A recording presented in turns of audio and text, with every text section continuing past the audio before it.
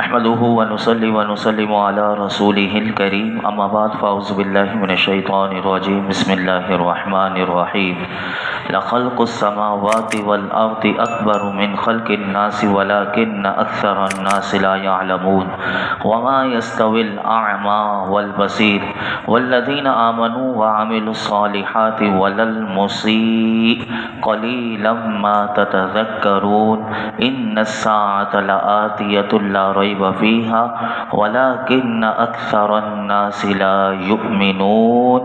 بے شک آسمانوں اور زمین کی پیدائش آدمیوں کی پیدائش سے بہت بڑی ہے، لیکن بہت لوگ نہیں جانتے، اور اندھا اور دیکھنے والا برابر نہیں، اور نہ وہ جو ایمان لائے اور انہوں نے اچھے کام کیے اور بدکار برابر ہیں۔ تم بہت کم نصیحت مانتے ہو، بے شک قیامت ضرور آنے والی ہے، اس میں کچھ شک نہیں، لیکن بہت لوگ ایمان نہیں لاتے۔ یہ 3 آیات کریمہ ان لوگوں کے رد میں نازل کی اللہ رب العالمین نے کہ جو مرنے کے بعد دوبارہ زندہ کیے جانے کا انکار کرتے تھے، اور ان پر حجت قائم کرنے کے لیے اللہ رب العالمین نے ارشاد فرمایا کہ جب تم آسمان اور زمین کی عظمت اور بڑائی کے باوجود انہیں پیدا کرنے والے اللہ رب العالمین کو تم قادر مانتے ہو، جب تم سے پوچھا جاتا ہے بتاؤ زمین و آسمان کس نے پیدا کیے، تو تم مانتے بھی ہو، کہتے بھی ہو کہ اللہ تعالیٰ نے پیدا کیا، تو فرمایا پھر انسان کو دوبارہ پیدا کر دینا اس کی قدرت سے کیوں بعید سمجھتے ہو۔ پھر اللہ رب العالمین نے فرمایا وَلَكِنَّ أَكْثَرَ النَّاسِ لَا يَعْلَمُونَ، لیکن بہت لوگ نہیں جانتے۔ یہاں مفسرین فرماتے ہیں کہ بہت لوگوں سے مراد کفار ہیں، اور ان کی طرف سے دوبارہ زندہ کیے جانے کا انکار کرنے کا جو سبب اللہ نے بیان کیا، فرمایا یہ ان کی بے علمی ہے۔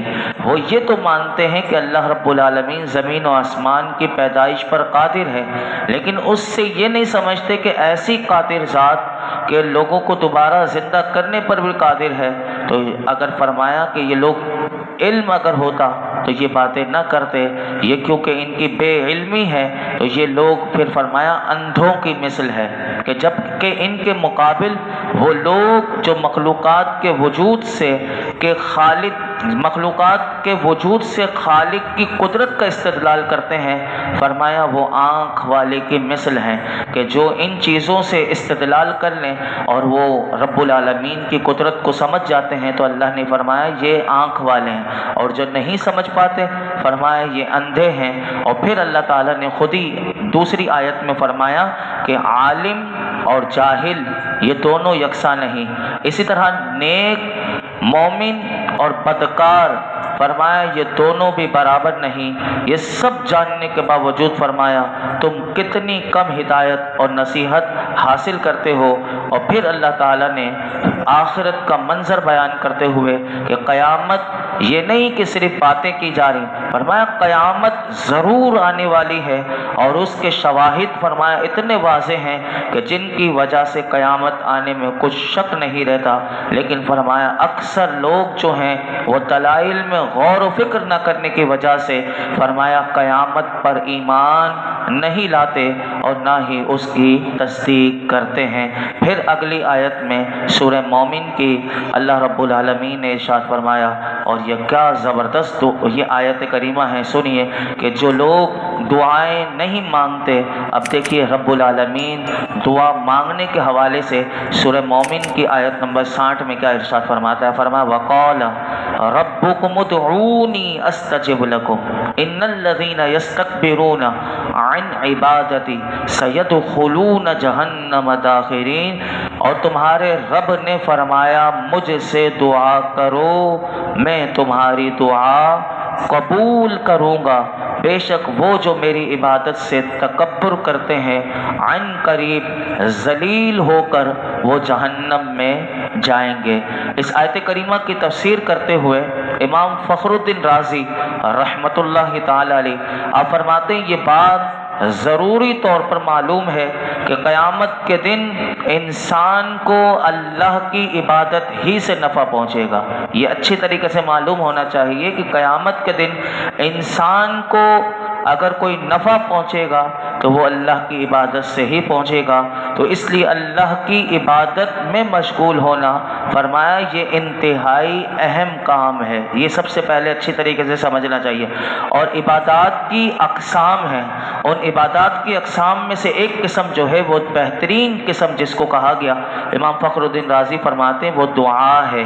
اس لیے یہاں پر اللہ رب العالمین نے بندوں کو حکم دیا کہ مجھ سے دعا مانگو۔ اس آیت میں جو لفظ ہے ادعونی، اس کے بارے میں مفسرین کے دو قول ہیں، ویسے تو بہت قول ہیں، دو قول سنیے۔ ایک قول اس کے مفسرین فرماتے ہیں کہ یہ جو ادعونی ہے کہ تم مجھے پکارو، تو اس سے مراد دعا کرنا ہے۔ اور اس صورت میں اس آیت کریمہ کے معنی یہ بنیں گے کہ اے لوگو تم مجھ سے دعا مانگو میں قبول کروں گا۔ یہ اللہ تعالیٰ نے بتا دیا، گارنٹی دے دی کہ تم مجھ سے دعا مانگو میں قبول کروں گا۔ بندوں کو اللہ نے، مومن بندوں کے لیے کہا کہ تم مجھ سے دعا مانگو میں قبول کروں گا۔ اور ایک قول اس کے بارے میں مفسرین نے یہ لکھا کہ اس سے مراد عبادت کرنا ہے۔ تو اب اس صورت میں اس کے معنی یہ بنیں گے کہ تم میری عبادت کرو میں تمہیں ثواب دوں گا، یعنی بندہ عبادت کرے گا تو ثواب ملے گا۔ یاد رکھیے کہ بے شمار احادیث مبارکہ ملتی ہیں کہ جن میں اللہ کے رسول علیہ السلام نے دعا مانگنے کا حکم اور دعا مانگنے کی فضیلتیں بیان کی ہیں، جیسے کہ یہ تو آیت کریمہ آپ نے سماعت کر لی۔ سنیے حدیث پاک میں کیا آتا ہے۔ حضرت عبداللہ بن عمر رضی اللہ عنہما سے روایت ہے کہ رسول اللہ صلی اللہ علیہ وسلم نے ارشاد فرمایا، دعا ان مصیبتوں میں نفع دیتی ہے جو نازل ہو گئیں ان میں بھی نفع دیتی ہیں، اور فرمایا جو ابھی نازل نہیں ہوئی ان میں بھی فائدہ دیتی ہیں۔ تو میرے آقا نے فرمایا، اے لوگو تم پر لازم ہے کہ تم اللہ سے دعا کرو، دعا مانگتے رہنا چاہیے۔ دعا یہ نہ سوچے، ابھی میں آپ کے سامنے رکھتا ہوں کہ لوگوں کا ذہن کیا ہوتا ہے، ہم دعائیں مانگ رہے ہیں لیکن قبول نہیں ہو رہی، وہ ابھی آپ کے سامنے رکھتا ہوں۔ دوسری حدیث سے بات سنیے، یہ جو پہلی حدیث تھی یہ مستدرک میں ہے، اب جو حدیث پاک ہے وہ ترمذی شریف میں ہے کہ حضرت ابو ہریرہ رضی اللہ تعالیٰ عنہ سے روایت ہے کہ رسول اللہ صلی اللہ علیہ وسلم نے ارشاد فرمایا، جو آدمی اللہ سے سوال نہ کرے اللہ اس پر غضب فرماتا ہے۔ اور بھی بے شمار ہیں کہ جس میں یہ باتیں مختصراً میں آپ کے سامنے عرض کر رہا ہوں، سنتے جائیے کہ فرمایا اللہ کے نزدیک کوئی چیز دعا سے بزرگ تر نہیں۔ یہ ساری احادیث مبارکہ ہیں۔ فرمایا دعا مسلمانوں کا ہتھیار، دین کا ستون اور زمین و آسمان کا نور ہے۔ دعا مصیبت اور بلا کو اترنے نہیں دیتی، بندہ مانگتا رہے، اللہ سے عافیت مانگے، بلائیں خود بخود دور ہو رہے ہوں گے، اس کے پاس آ بھی نہیں رہے ہوں گے، اسے پتہ بھی نہیں چلے گا۔ تو یہ حضور نے فرمایا دعا مصیبت اور بلا کو اترنے نہیں دیتی، اسی لیے ہمیں فرمایا ہر وقت اللہ سے عافیت مانگو، ہر چیز کی عافیت مانگو۔ اور اسی طرح فرمایا دن رات اللہ سے دعا مانگنا یہ دشمن سے نجات دلاتا ہے اور وسیع رزق ہونے کا ذریعہ ہے، یعنی بندے کا رزق تنگ ہے لیکن وہ مانگتا رہے۔ میرے آقا فرماتے ہیں اس کا رزق وسیع ہونے کا یہ ذریعہ ہے دعا مانگنا۔ اس کا کون سا دشمن ہے اسے بھی اللہ دعا کی برکت سے دور کر رہا ہوتا ہے۔ اسی طرح فرمایا دعا کرنے سے بندے کے گناہ معاف ہوتے ہیں، اور فرمایا اللہ تعالیٰ اپنے علم و قدرت سے دعا کرنے والے کے ساتھ ہوتا ہے۔ اسی طرح فرمایا جو بلا اتر چکی اور جو نہیں اتری دعا اس میں بھی نفع دیتی ہے، اور فرمایا دعا عبادت کا مغز ہے، اور جس مغز کو لوگ لینا نہیں چاہتے۔ اب دیکھیے عبادت کا مغز دعا ہے کہ بندہ عبادت تو کی، پھر اللہ کی بارگاہ میں دعا تو کرے کہ مالک میں نے تو ٹوٹی پھوٹی جس طرح کرنی چاہیے تھی عبادت ویسے نہ کر پایا، لیکن مالک تو اپنے فضل سے اپنے کرم سے اسے قبول فرما۔ اسی طرح فرمایا دعا رحمت کی چابی ہے، دعا قضا کو ٹال دیتی ہے، دعا اللہ کے لشکروں میں سے ایک لشکر ہے، دعا بلا کو ٹال دیتی ہے، جسے دعا کرنے کی توفیق دے دی گئی۔ اب یہ دیکھیے یہ بھی حدیث پاک کہ میرے آقا نے فرمایا جسے دعا کرنے کی توفیق دے دی گئی اس کے لیے رحمت کے دروازے کھول دیے گئے۔ اور فرمایا جب بندہ دعا کرتا ہے تو اللہ تعالیٰ کیا کہتا ہے، اب دیکھیے بندے کا کتنا بڑا اللہ تعالیٰ کی طرف سے اعزاز ہے۔ میرے آقا فرماتے ہیں جب بندہ دعا کرتا ہے تو رب کی طرف سے پیغام آتا ہے، لبیک یا عبدی، اے میرے بندے کہے میں حاضر ہوں، تو مجھ سے مانگنے آئے، لبیک یا عبدی، کیا بات ہے۔ فرمایا اسی طرح دعا اللہ کی بارگاہ میں قدر و منزلت ہونے کا ذریعہ ہے۔ اللہ تعالی ہمیں کثرت سے دعائیں مانگنے کی بھی توفیق عطا فرمائے۔ اب سنیے کہ دعا قبول ہونے کے بھی شرائط ہیں۔ اب یہ تو ہے نا، اللہ نے فرمایا دعا مانگو میں قبول کروں گا، تو اس کے کچھ شرائط بھی ہیں، وہ بھی سن لیجئے دعا کیسے مانگنی چاہیے۔ ہماری توجہ نہیں ہوتی اور ہم دعائیں بھی مانگ رہے ہوتے ہیں۔ سنیے، علماء نے لکھا کہ نمبر 1، دعا مانگنے میں سب سے پہلے اخلاص ہونا چاہیے۔ نمبر 2، دعا مانگتے وقت دل کسی اور چیز کی طرف متوجہ نہ ہو، کیونکہ آپ کس سے مانگ رہے ہیں؟ رب العالمین سے، تو اس دل کو بھی پہلے سب سے پہلے اس کی بارگاہ میں حاضر کیجیے۔ نمبر 2، یہ دوسری شرط۔ تیسری شرط ہے جو دعا مانگی وہ کسی ایسی چیز پر مشتمل نہیں ہونی چاہیے کہ جو شرعی طور پر منع ہو، جس کے بارے میں ایسی دعا نہیں کر سکتے۔ نمبر 4، دعا مانگنے والا اللہ کی رحمت پر یقین رکھتا ہو۔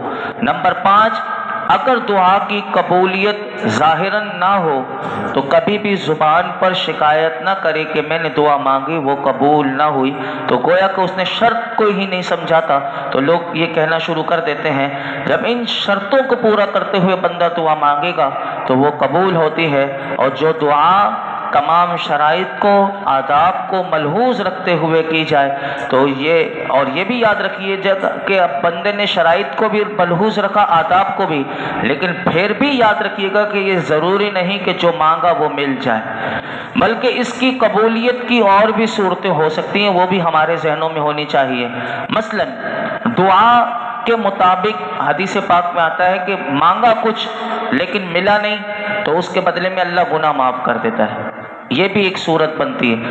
اسی طرح دعا مانگی ظاہراً اس کے آثار نظر نہیں آ رہے، لیکن فرمایا کہ آخرت میں اس کے لیے ثواب ذخیرہ کر دیا جائے گا۔